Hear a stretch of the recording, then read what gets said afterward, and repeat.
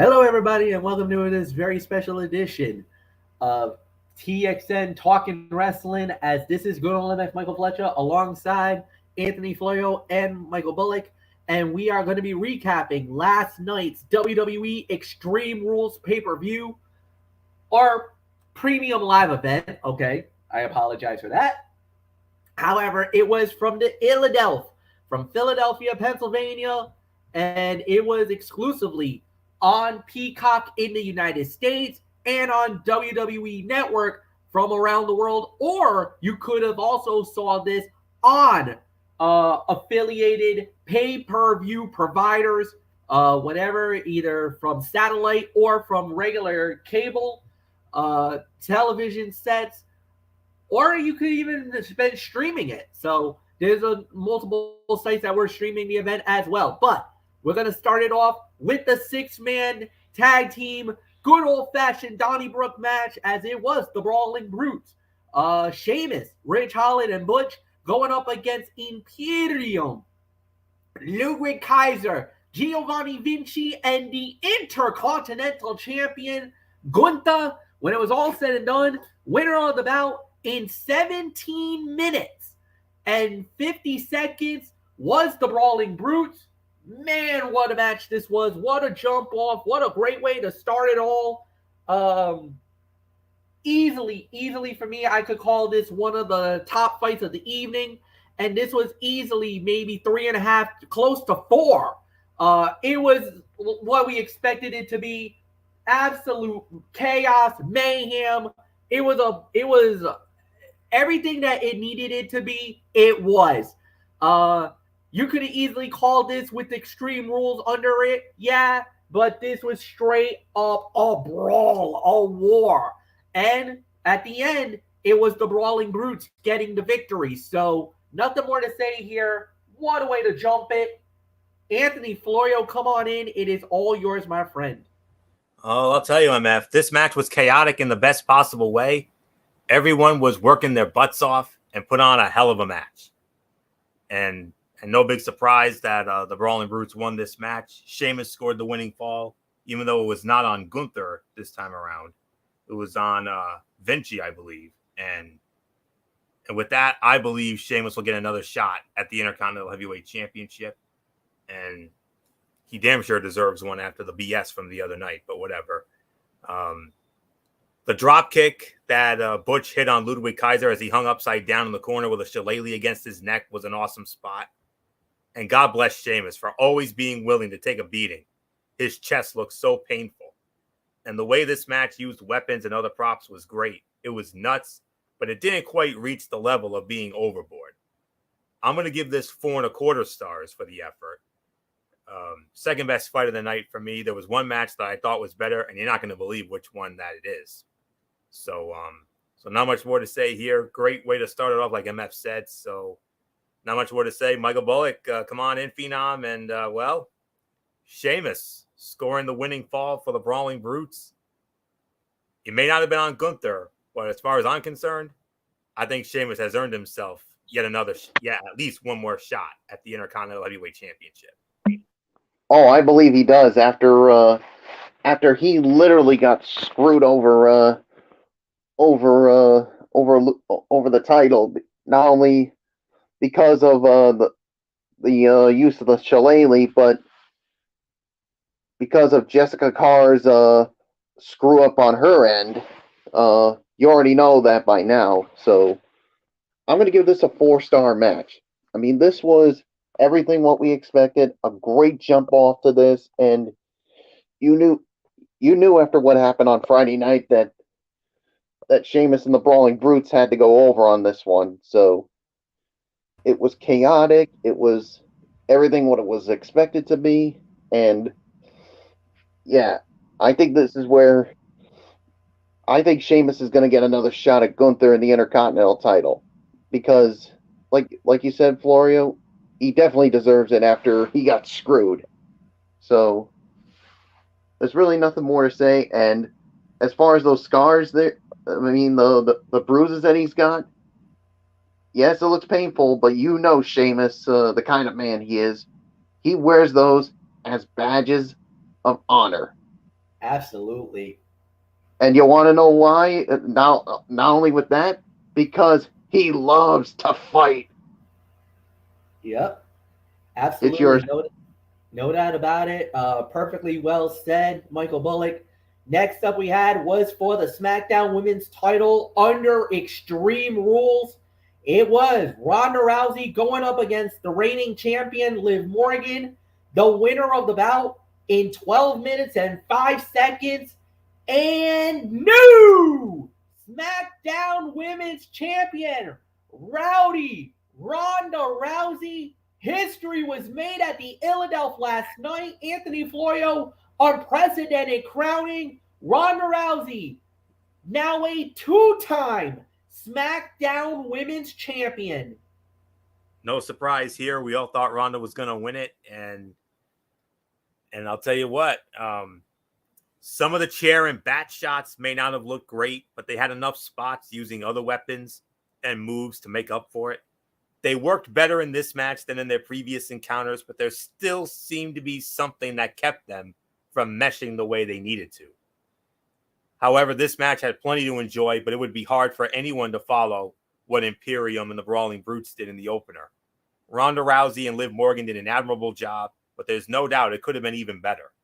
It's difficult to say exactly what the issue was, but something just didn't click, despite a fantastic effort from both women.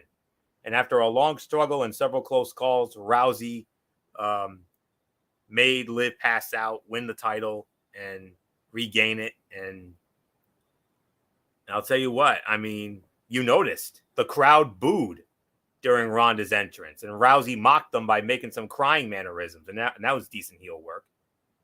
And the shot Liv Morgan took from the bat as she jumped off the stairs was wild. It looked great, but it did not seem to be nearly as bad as it appeared at first glance.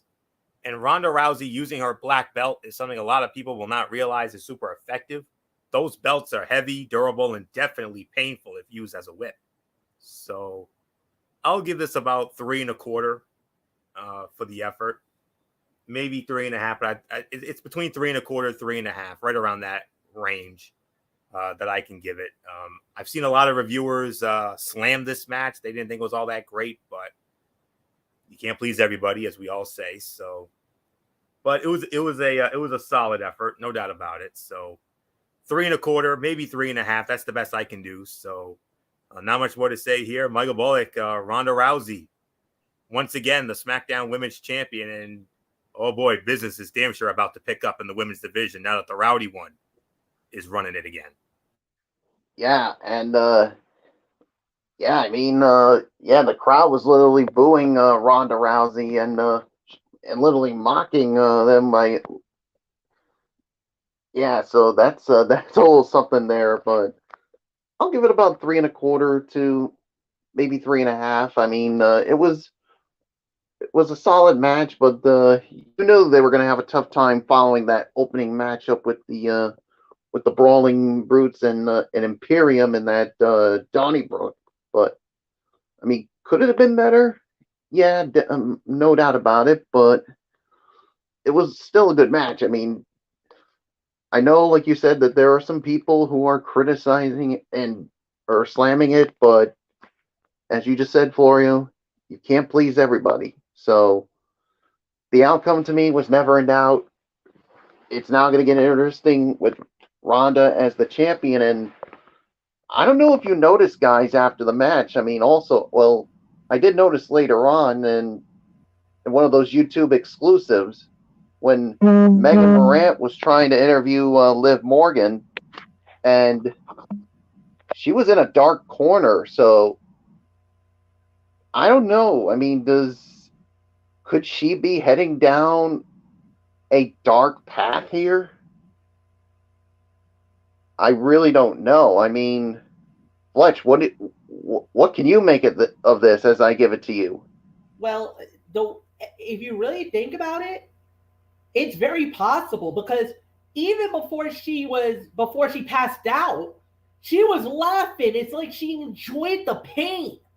It's like Liv went through a metamorphosis in this match. She was not the sweet little lovable Liv that we knew it looked like she definitely tapped into some kind of force or something. It's like a dark path. Even her social media has gone off. It's like it's all darkened now. So I don't know. Could this be something that maybe possibly we be looking at down the line? Whatever the case may be, it was a good match. It wasn't great, but it was good. And look, Ronda winning the title, that was a great thing for them. It was a great victory for her, and she did exactly what she needed it to do. She got the job done, and at the end, that's exactly what it is. So you get the job done. She knocked out Liv Morgan, put her to sleep, made her pass out from the pain. And yes, we did have a new SmackDown Women's Champion. Now the question is where do you go from here? Because going into this, I think they were going to try to do Ronda as the face, Liv as the heel, let her go into that dark era. But based off the crowd reaction from Philadelphia, I think what might happen is Ronda goes into the heel, and if they give Liv, she might go into that. I want to call it it was almost similar to what happened with Alexa Bliss. Even though she was treated like a heel, she has so many fans behind her that it kind of will open the door. So maybe going the darker path, giving her that, that dark angel type of a thing might be great for Liv. And on top of that, remember, the one thing we were criticizing WWE was how they made Liv, how they booked her as a champion, especially after SummerSlam.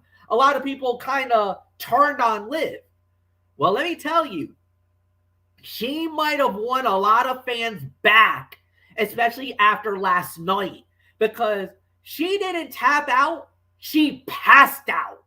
She passed out from the pain, and the way she went out, that little sadistic laugh, and now even the stuff after, I think they might be setting Liv up to do something really good now that's going to have us very interested in. I think Liv Morgan might benefit no longer being the SmackDown Women's Champion, and the way she lost the title might actually do benefit her more than any other person. But we'll wait and see how that plays out. All right, Anthony dropped it on the messenger chat here on us. We got to talk about it briefly. The San Diego Padres just knocked out the New York Mets. And they beat them in 3 games. 6-0 was the final score. A one-hit performance. 6-0, and they only gave up 1 hit. That's domination by the pitching staff of the Padres. They now move on to face off with the LA Dodgers, and that series will start on Tuesday. So in the National League, we got 2 rivalries: the Padres and the Dodgers, the Braves and the Phillies. 2 teams from each division are about to face off. Of course, on the other side of the spectrum, you got the Seattle Mariners. They're going to be facing off against the New York Yankees. Seattle's playing Houston. I'm sorry. And it's going to be the Cleveland Guardians. They're going up against the New York Yankees. Did I get that right, Anthony? Yes, sir. Yeah, I think you got it right. Yeah, he's right. I'll brief on. I want to brief on this quickly when it comes to the wild card series. This was definitely a very, very interesting wild card series because 2 teams that we thought would advance to the division series are gone. The Tampa Bay Rays and one of the teams that I thought was a dark horse to be in the World Series, the Toronto Blue Jays. I mean, all those 2 teams, gone. So and everybody had the Mets making it to the World Series. I didn't. A lot of people had the Mets in the World Series because of Scherzer, DeGrom, and all that power, and they're gone. They're out as well. I mean, yeah. you want to talk about absolute just shock and awe in the wild card series. You got it. That was legitly shock and awe after that. So, And also don't forget the St. Louis Cardinals. Many people thought that they wanted to see Albert Pujols get the ultimate farewell by winning the whole thing. But him and Yadier Molina, because also Molina's retiring as well at the end of yeah, the season. So yeah. I'm telling you right now, Fletch. I mean, the Braves may be the favorites to beat the Phillies, but do not sleep on them because with that pitching they got with Wheeler and Nola, and of course with when you got Bryce Harper in the middle of that lineup. Oh, I know. I mean, I still think the Braves are going to win, but don't sleep on the Phillies team. Oh, trust me, divisional matchup. No. I'm not sleeping on the Phillies. No, absolutely not. I'm not taking them lightly. I know what they're capable of. We played them 19 times, Bullock. We know what they're about. We know what they bring to the table. So no, and I'm not taking the Guardians lightly either. Yeah, I'm not. Especially after the shock that we heard on the Yankees side today, where Aroldis Chapman has been left off the Division Series roster because he missed a workout. You know what? No. But like, that's a non-factor. First off, Chapman's been sucking up like you wouldn't even believe. I don't want to go no Derek Ferreira rant here, but the Yankees are better off without Chapman in that lineup. So no. I'll even take it a step further, Fletch. I think he's going to be gone after this season. Oh yeah, absolutely, no doubt. Goodbye, and good riddance. Yeah, Floyo said it. Goodbye, good riddance. Don't let the door hit you on the ass on the way out because you've been nothing but an absolute failure. So no, don't even get me started. Amen. So me neither. So other than that, let's move on. Next up we had was Karrion Kross versus Drew McIntyre in a strap match. Karrion Kross wins the match in 10 minutes and 20 seconds. Michael Bullock, it is yours. Yeah, I mean, if I was on the show last night, I would have had the tough time with this one because part of me wanted to go with Drew McIntyre because he needed the ultimate bounce back after one of the most demoralizing losses of his career, losing to Roman Reigns at Clash at the Castle. But then again, I also wanted to go with Karrion Kross because they want to build him as a legitimate threat to the SmackDown roster. I mean, especially after the way he was treated his first go around. But to me, I think WWE made the right call on this one. I mean, I'm going to give this about maybe I'll give this about 3. I mean, I wanted to see a little more out of this one, and let's not forget the one thing. And another reason why I think this was, I was originally going to go with Karrion Kross. The X factor in the match. And of course it's Anthony Florio's favorite girl, who he likes to call her. You know what? I'm just going to bring him in. Who do you like to call Scarlett? What she was when she was in Impact Wrestling, the Smoke Show.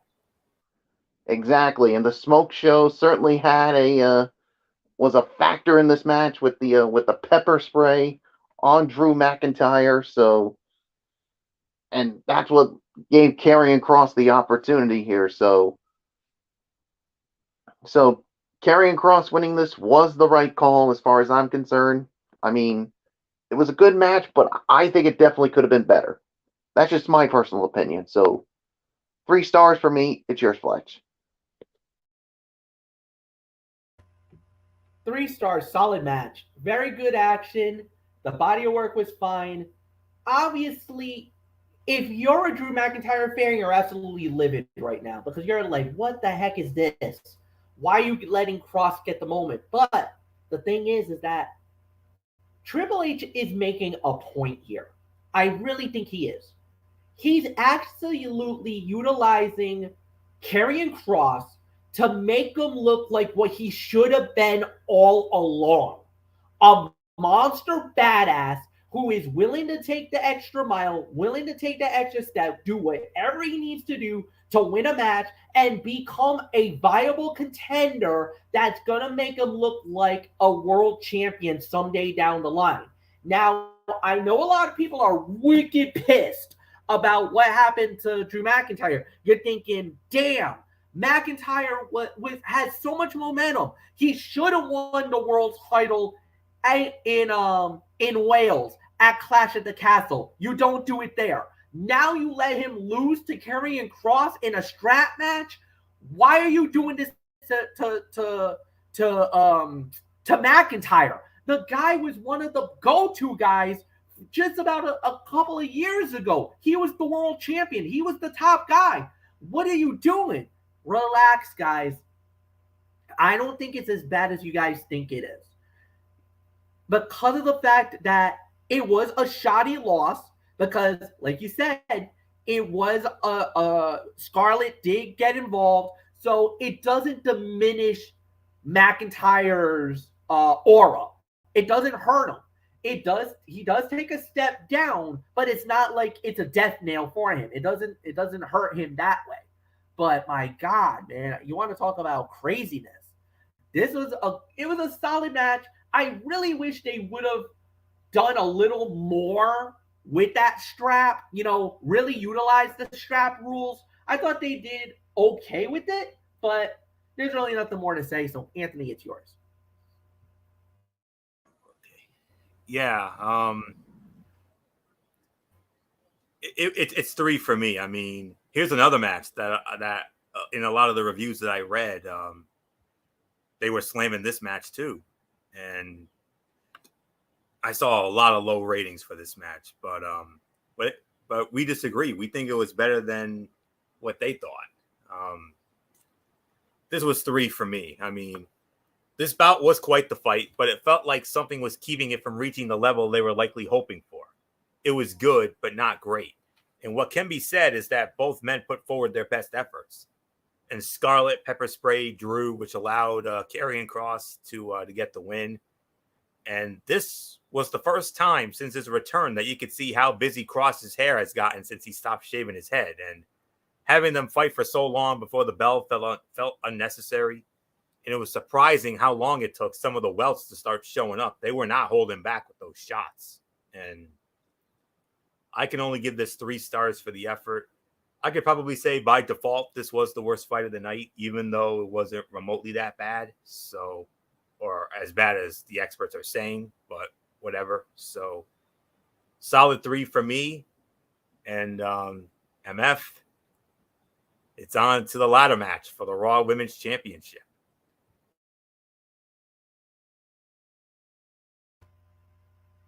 Raw Women's title on the line. The champion, Bianca Belair, going up against the challenger, Bayley, the winner of the bout, in 16 minutes and 40 seconds. And still, the Raw Women's champion, Bianca Belair. Oh my God, did we get this wrong? We all were thinking, I think even the world was thinking we were going to have a new champion in Bayley, and Triple H and creative. Boy, they probably were thinking what we were thinking and did a 180 on us and pulled the rug out from under us, where they were probably thinking, so you guys think Bayley's going to win the belt, huh? Okay. Whack. Try that one on for size. And we're like, what the heck? Well, hey, props to WWE for giving us that was unexpected. I think none of us thought that was going to be the outcome. We all were thinking that Bayley was going to walk out with the belt, and man, do we walk away with egg on our face. Man, we got yoked on that one.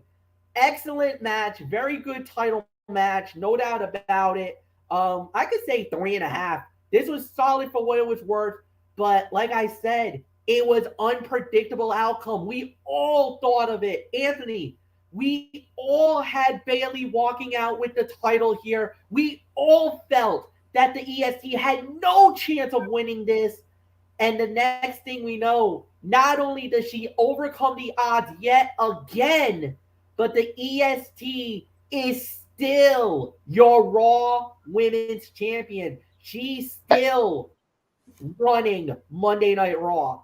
Michael Bullock, go ahead. And what's the one thing that WWE under the McMagma era? What's the one thing that we always criticize them for? Predictable booking. Predictable outcomes. Yeah. So with Triple H running things, he must have heard things as like, so you people think Bayley is going to win this one? I'm about to pull the rug from under you guys. So he gave us that unpredictability, something that McMagma failed to do. You're here. Amen to that. So, all right. I would probably call this maybe the third best fight of the night here. Probably give this about 3 3/4, teetering on 4 stars. Maybe I could just give it 4 stars. It did not take long for both women to begin utilizing the ladders that were placed around the ring. They were used in all of the typical ways other than climbing. So there were several memorable spots that saw both competitors take a lot of pain. Predictably, Damage Control interfered and tried to stop Bianca from reaching the belt. But the EST took both women out with a KOD at the same time in an impressive display of power. It was awkward to set up, but the payoff was worth it.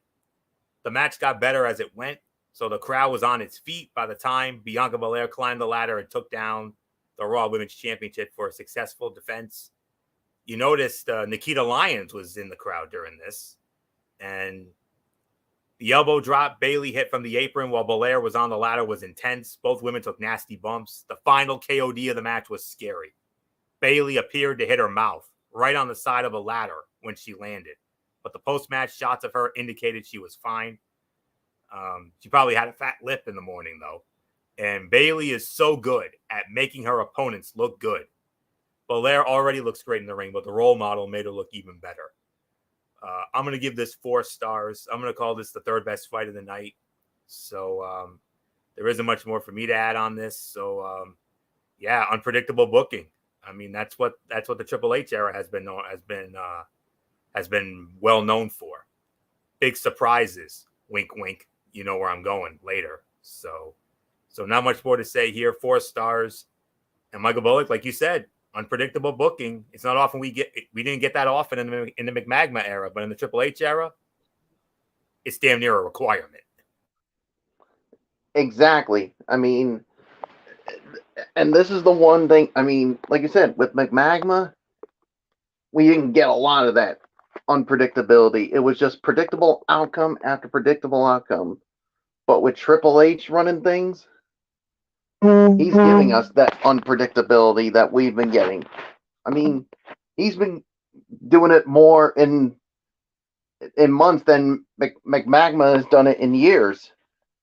So, I mean, this is the one. I mean, we all thought Bayley was going to win this one, and because they really want to push Damage Control as a legitimate threat to the Raw Women's division, but nope. Triple H used that unpredictability mode and pulled the rug out from underneath us, and now Bianca Belair retains the title.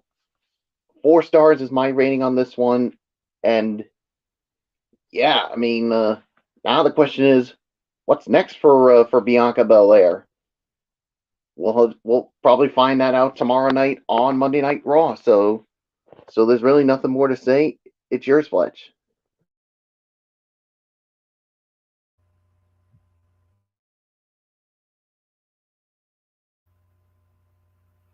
All right, and with that, we do indeed move on. Next up, we had was Finn Balor versus Edge in the I Quit match.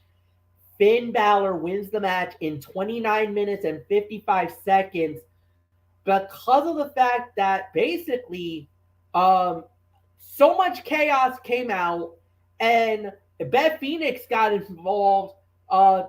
Obviously, Judgment Day was there. Ray was out there. It was chaos, and basically Edge, pleading for his own safety, yelled, "I quit," after Rhea Ripley basically was about to concerto Beth Phoenix.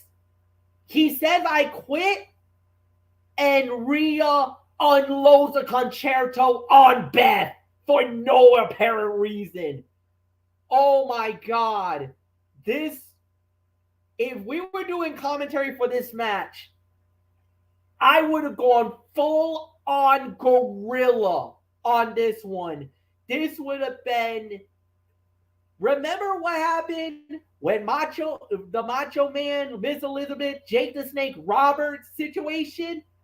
That is probably the anger I would have had on Rhea Ripley towards Beth Phoenix last night.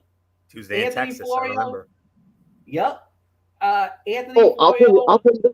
I'll tell you this right now, guys. I mean, if we were doing the commentary, I would have unleashed hell on Rhea Ripley, because I'm telling you right now, I just lost so much respect for Rhea Ripley. I mean, because of how high I was on her when she first came to the main roster, and of course her time in NXT. But I don't know this Rhea Ripley. She is sick. She is twisted, and she is the true definition of evil. Yeah. All right, Anthony, it's yours, man. 29:55, 30 minutes. Yep. All right. To me, now here. All right. Once again, theme of the night. A lot of people slamming this match. I get it. I understand. But you didn't see what I saw. What I saw was, to me, the fight of the night. I'm going to give it between 4.5 and 4 3/4 of a star. I can't quite give it the 5. Maybe, I mean, you can make an argument for it. You certainly could. I wouldn't be mad at you. But I'll say it like this. Yeah, the match was overbooked. And I know there's a lot of folks who are out there who are saying it didn't need to be this long. But it was still a fantastic outing from two men who are almost incapable of turning in a bad performance. Finn Balor wore a cool spiked mask for his entrance. This was not his demon entrance, but it had a few elements of it sprinkled into it. Raw senior official Chad Patton did a great job not overdoing it by asking if either man wanted to quit. The use of the hockey stick was fun, as after all, we were in the home of the Flyers, and hockey season starts this week. Hello. And Rhea with the handcuffs, that's going to be a popular topic on Twitter and social media and the whole nine. But man, what a fantastic match. I mean, the emotion and everything else. And I know where MF is coming from when he said he was going to go full on gorilla here. Did you guys hear Michael Cole on commentary during that match? Oh yeah. Oh my God, did he flip? Say what you want about him. Say what you want about Michael Cole. But I got to consider that one of his personal best commentary moments right there. He was unbelievable during this, especially near the end. He was wicked pissed. Did you hear how nuts he went about on Dominic when Dominic went after his father? Yeah.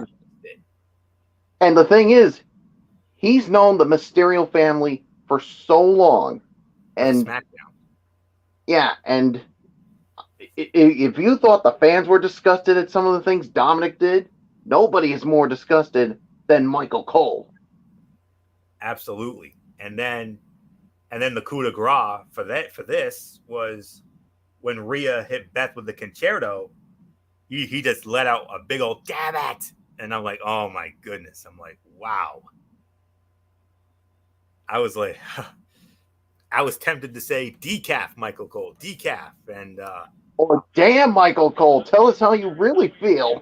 or I could go one further. Bring in an MF and Bullock favorite, lithium. That's all I can say.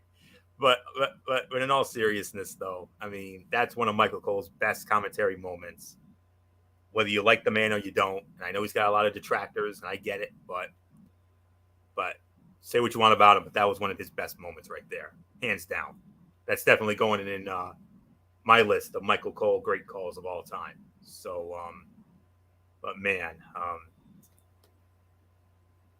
in my heart, this was a 5-star classic, but professionally, I could probably give it 4.5 to 4 3/4. Because it started slow, as expected, but then once it got going, the last few minutes of the match, that really did it. Michael Cole's commentary and the whole nine, and just the all around craziness during this match. Dominic going after Ray, Rhea Ripley and Beth Phoenix going at it. I mean, man, this was fun. I mean, I wasn't sure what to expect going in, but to be honest, they stole this. I did not expect this match to steal the damn show, but boy, howdy, guess what? It did. As far as I'm concerned, it did. 4.5 to 4 3/4 of a star. Fight of the night on my end. Well done all around, from the booking to the final few minutes. Michael Cole's commentary, absolutely perfect. 4.5, 4 3/4. Michael Bullock. So that happened. Yeah, a lot happened in this match. I mean, 4.5 to 4 3/4, definitely the fight of the night. I mean, I did not expect this. I mean, I expected it to be a good match, but it far exceeded expectations. I mean, I get there's people who are crapping all over this. I get it, but to those people, I don't know what kind of a match you guys were watching. So that's just my personal opinion. I mean, I get it with all the craziness and all that, but man, I mean, it's all about the storytelling of all this. I mean, first off, of course, Dominic basically attacking his own dad and basically standing over him and then ramming him into the ring post.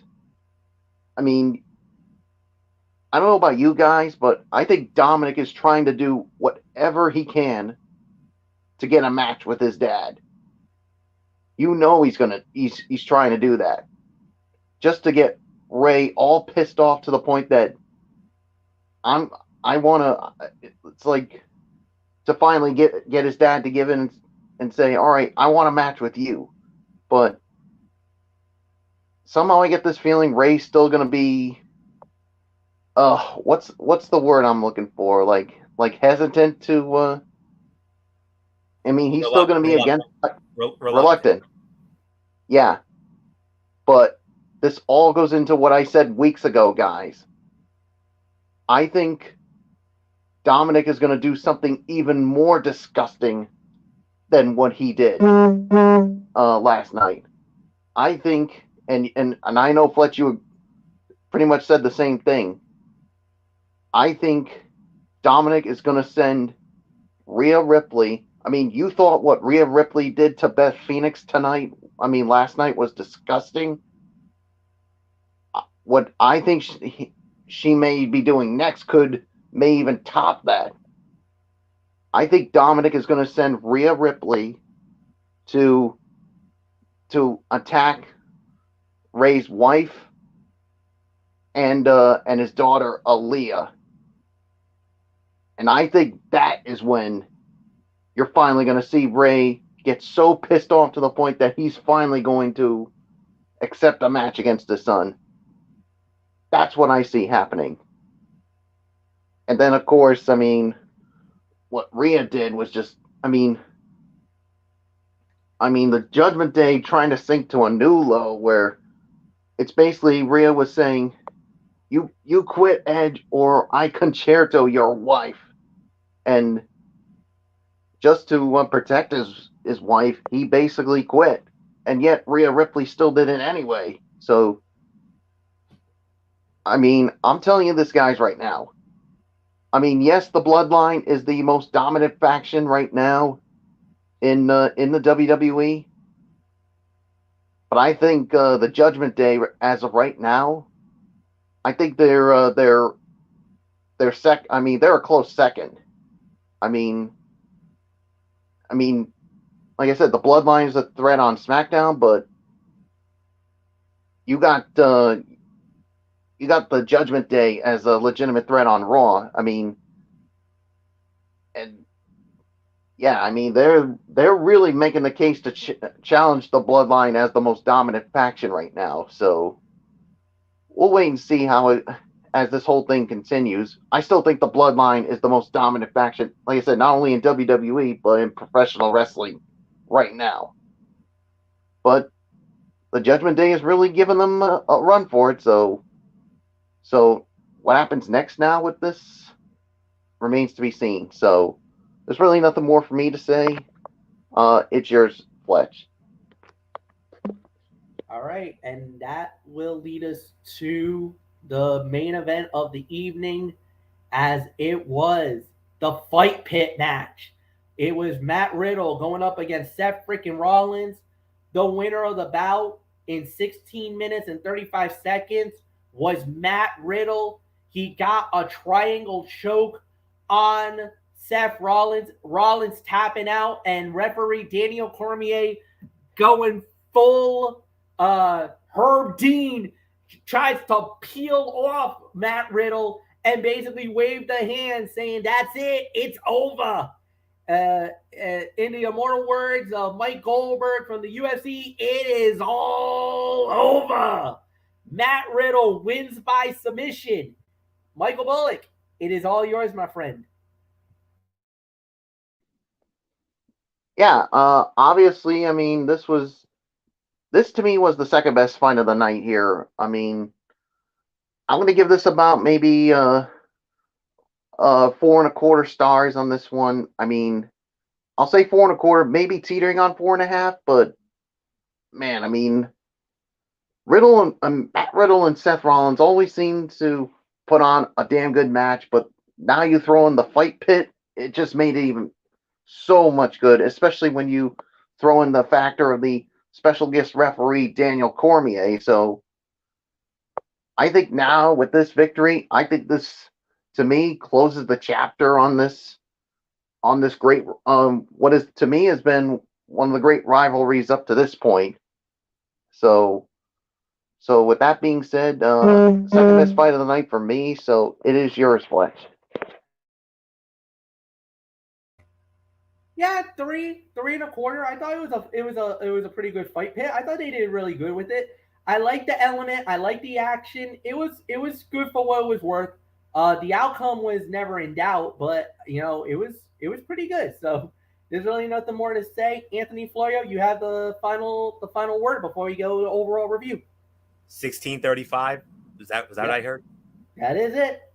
Okay, so this was the most physical encounter these two have had, and while the cage lent to that, it was not the entire reason. Both were giving it their all and earned their spot in the main event with this performance. For many people, this will likely be the fight of the night. As Riddle was leaving the light, and then, we'll get into the big thing, the big ending, if you will, in a moment, because I know Emmett probably wants to save that separately, and I don't blame him. But I'll tell you what, I mean, the way that Riddle, the intensity that he showed when he screamed after the Visionary hit him with the frog splash was blood curdling, and Riddle sold a stomp the way you would expect RVD to sell it. He went right down on the top of his head, and I'm going to give this another 4 stars, another one of the fights of the night, 4 to 4.25 for this. And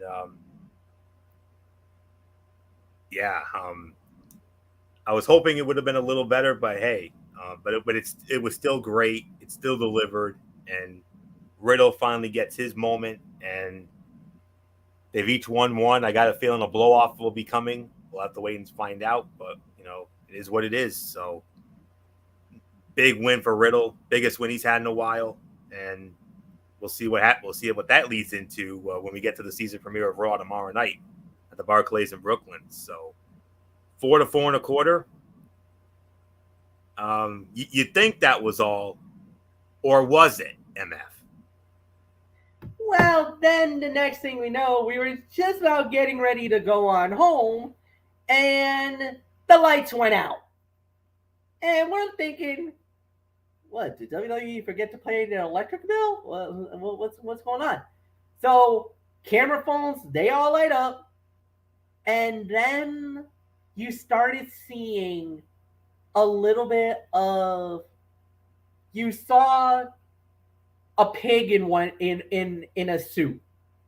Then you saw a bunny in another.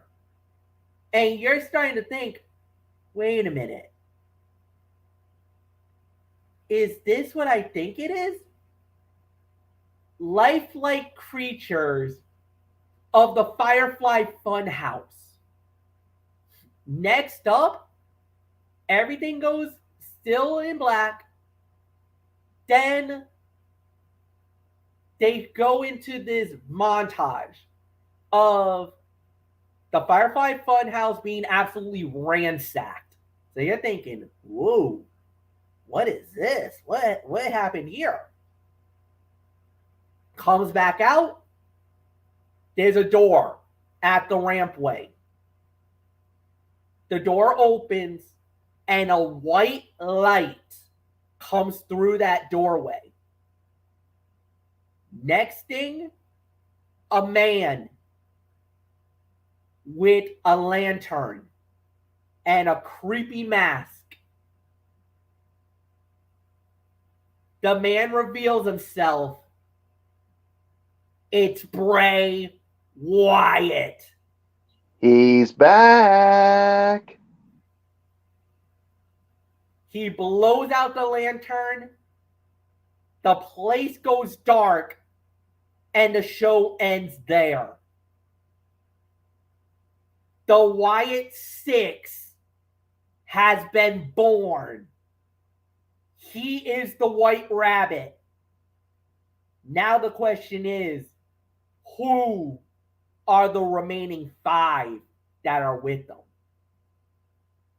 Because remember, there was the pig, there was the witch, there was the, I guess you'd call it Mercy, whatever he was. MF, it was Huskus the pig boy. Yep. It was Abby the witch. Abby the witch.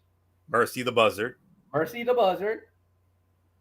And of course, somebody also was dressed Rambling up as Rabbit. Rambling Rabbit. Yep, the one that sounded like a chipmunk. And then the Fiend himself. Yeah. And the thing was, everybody thought that Bray was actually the Fiend. He's not. There's a different Fiend.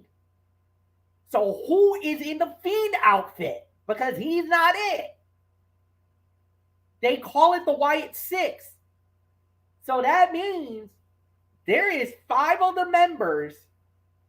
We don't know who it is, but we now know there's going to be 5 others that's going to join them in this crusade. Now the question is, who are the remaining 5? There's rumors who it could be. But, oh my goodness, you want to talk about the Illadelph blowing up. Social media lost their minds. Gentlemen, Triple H, he put the pulse on the crowd, and oh my God, what a way to close the show. This was insane. I mean, my God. Guys, go ahead, take it. Full spin. Open form on this. I'll tell you what. I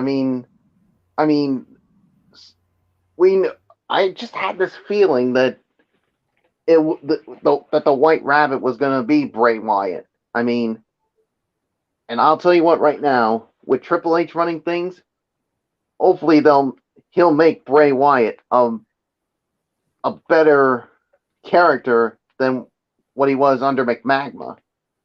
I mean, make him that ultimate threat that we wanted him to be. And I can tell you right now who I think one of the Wyatt Six is, and I think it's based on something I saw on Twitter. And let's just say, I mean, someone that was once by once by Bray Wyatt's side. Can any of you guess who it is? Alexa Bliss. Exactly. Because she said on Twitter, "Hello, old friend." And as soon as I saw that, I'm thinking, she's got to be one of the I think she's one of Abby the the Witch. Wyatt Six. I think she's Abby the Witch. Exactly. I think she's got to be Abby the Witch. Now, as far as the others, I clearly have no clue. But I'm telling you right now. I'll actually Yeah, throw one out. I'm going to throw one out, you guys. And I don't know if you guys are going to believe it, but I heard that Huskus, the hog, might be Joe Gacy. It would make sense. It would make sense for him to be a part of that faction. I don't know. I mean, do you really think he's ready to be part of the main roster? I don't know, but based off the skin complexion, based off the height and the size of what Huskus was, I think it's very possible it could be Gacy. I'm just It's throwing possible. it out there, and I heard this rumor from social media too. This was on Twitter as well, and there was a few people that kind of was like, I don't know, but then this user went a little more deeper into it, and is starting to make a lot of people believe that Gacy is not out of the realm of possibility. I mean, it's possible, but we'll have to wait and see. But I'm definitely confident right now that I think that Alexa Bliss is definitely one of the members of the Wyatt Six, especially in Abby the Witch, especially what she said on Twitter, and because of the thing they had last year. So, when the connection with her and Bray Wyatt, especially when Bray was the Fiend. So that's just my personal feelings on it. But man, I mean, we heard rumors going into. I mean, we thought after he was gone, we thought that he was going to go to AEW. Obviously, all those rumors were just that, rumors. But I think when you knew Triple H was taking over, you knew that maybe there was a chance Bray Wyatt was going to come back, and he's back, folks. And I think you're going to see an even more dangerous Bray Wyatt, because I'm telling you, Triple H is going to make him the star that he should have been. I mean, McMagma killed him, but with Triple H, he's going to make him a star and a threat to the entire WWE roster. So, Florio, your thoughts on it? Well, I'm the one who broke it, and the pop. I mean, Bray Wyatt, the reveal, biggest pop of the night, fantastic reveal, and in an intriguing way to end this show. The way the crowd played into the whole reveal of Bray Wyatt was perfect. WWE could not have gotten a better response to all of this. That's one of the two biggest pops of the year. That's right up there with the pop that Cody Rhodes got at WrestleMania. I still think Cody's might have been a little bigger, but this one was right there with it. So we definitely have another contender for our moment of the year when it comes to our year-end awards show. This for sure. Cody when he came back at WrestleMania, and the day McMagma resigned. I mean, those are the three biggest moments of the year so far. The three most, earth-shattering moments. There could be some more to come. We got a couple more months left, and who knows? There could be more. So maybe we could get something more out of this come tomorrow night. Very possible. So SmackDown had a couple of surprises here and there. Maybe Raw will have some too. I'm hopeful of it. We've had a lot of surprises recently. Maybe we'll have some more, hopefully.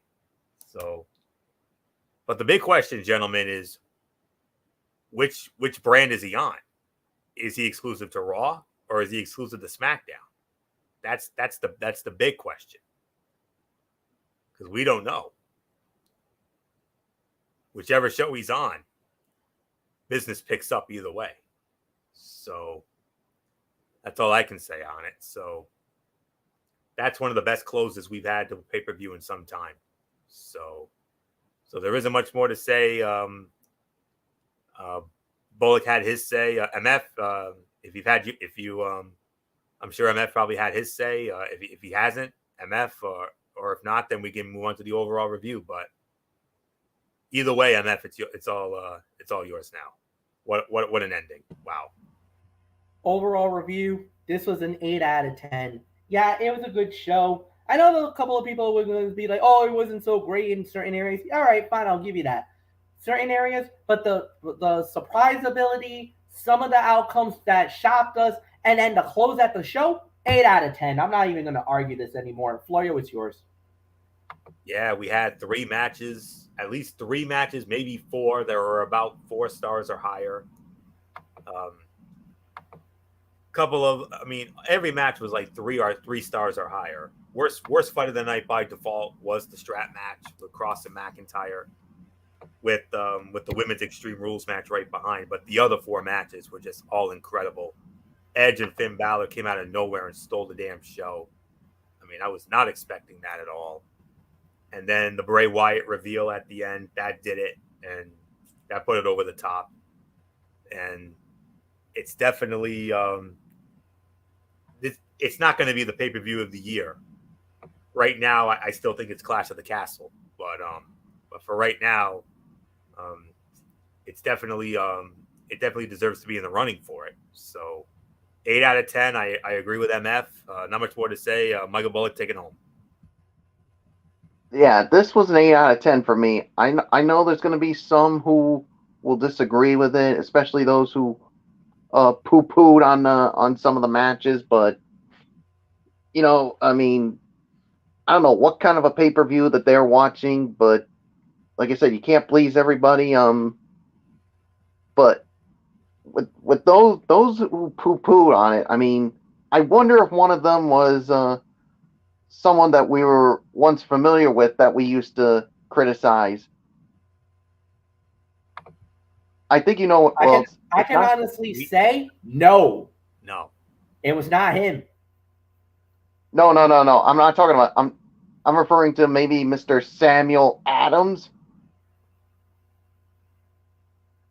I wonder if he was. Oh, now, I don't know. That I can't help you on. I don't know.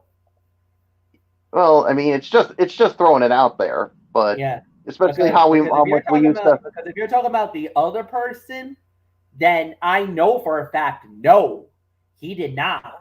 He not said anything bad about WWE. As a matter of fact, he has not said anything bad about WWE in a while. It's like he's done a 180 with them. Oh yeah, I definitely agree with that. But I was referring to Mr. Samuel Adams because he's said some things before, like how he poo-pooed all over that Shawn Michaels Ric Flair match from WrestleMania 24.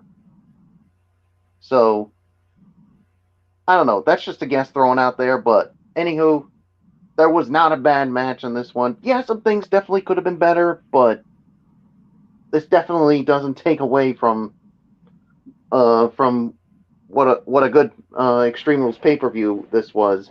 I mean, especially with Bray Wyatt coming out, and you heard that pop from that Philly crowd, and they really came out last night, and so yeah, I mean, now it's onward to tomorrow night's season premiere of Monday Night Raw, and you better watch it, because if you don't, then I got 2 words for you. because you know who I'm talking about when I say that. That's going to be part of tomorrow night's Monday Night Raw. D-Generation X. And when they show up, you can't expect a lot of craziness. So there's really nothing more to say, Fletch. Let's call it a night. All right, indeed, and tomorrow night is Ridiculously Raw, hosted by Anthony Florio, as he will have the recap of Monday Night Raw and a special Tony's Take, which is Bound for Glory, right, Anthony? The big show. Yep, Impact Wrestling Bound for Glory, which featured the debut of a former WWE superstar on the pre-show. We had 2 surprising title changes. One very surprising. The other, well, you could say was surprising, maybe not. I don't know. But yes, I will be covering Impact Wrestling Bound for Glory. Raven went into the Hall of Fame and had another confrontation with Tommy Dreamer. MF, you could tell us stories upon days about that rivalry. Mm-hmm. So that's Bound for Glory, and I'll also give a brief review of the Battle of the Belts of AEW that went down this past Friday night. But the big one, of course, Bound for Glory, and can't wait to bring it all to you. In addition to Raw, the season premiere of Monday Night Raw with DX, the Bloodline, and Johnny Gargano versus Austin Theory, and Lashley and Rollins for the U.S. title. Let's not forget that either. So with all that, Ridiculously Raw this time tomorrow night. So not much more to say. MF, hit him with the other feature content. And after that, we do have Wednesday Night Madness. As always, Thursday, College Football Thursday at 10:30. Friday is Cerebral Smack Talk. Then we do it all over again. Saturday with NFL Saturday. Everything should hold the way they are in form. There will be no changes, guys. And that's it. So until tomorrow night, for Anthony Florio, for Michael Bullock, I am Michael Fletcher. Have a good night, everybody, and so long.